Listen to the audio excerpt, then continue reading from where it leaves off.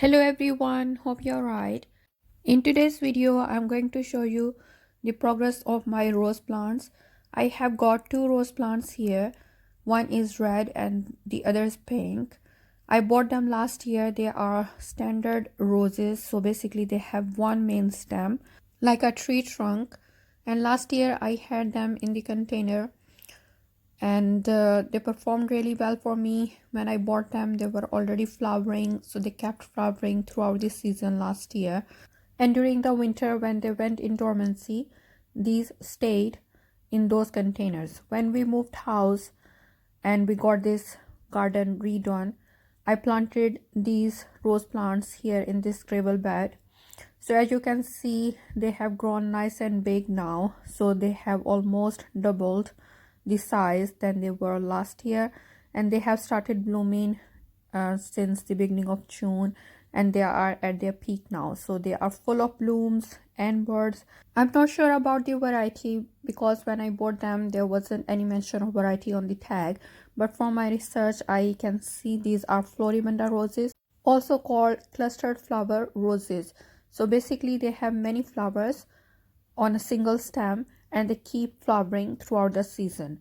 Their flowers are not very big but are nice sized and have lots of petals. So they have very big petal count, and as you can see, some of them are fully open, some of them are about to open, some of them are in the bud form. So they are loaded with flowers and they keep like this up until first frost in November. So they don't form hips, so they are self-clearing. So as they fade, they keep dropping the flowers and basically they are done. And there are so many blooms that you can't even tell which ones are faded and which ones are not. So they are self-clearing, but you can always deadhead them for a much better look. Roses like lots of sun, at least 6 to 8 hours of sun. So this area gets lots of morning sun and some afternoon sun as well, which really help with the performance of the rose plants. When I planted them in this bed, I added a slow release fertilizer and then I side dressed them every month with a fertilizer which has iron in it. So iron really helps with the performance of roses. Otherwise, they start showing signs of chlorosis, which is like yellow leaves with dark veins. So it's a good idea to feed them with a fertilizer which has added iron in it. With regards to pests and diseases, the common pest is aphids. So they have had aphid attack last year as well and this year as well. So it's not very difficult to get rid of aphids. You can wash them away or spray them with a homemade neem oil spray or an organic bug killer.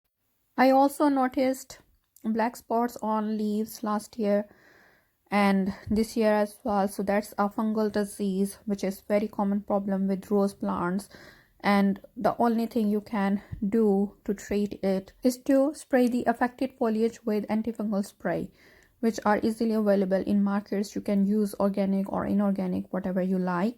Basically I did spray them with an organic insecticide plus fungicide spray, which really helped them to tackle the disease and if it's attack, and they are looking lush and green now.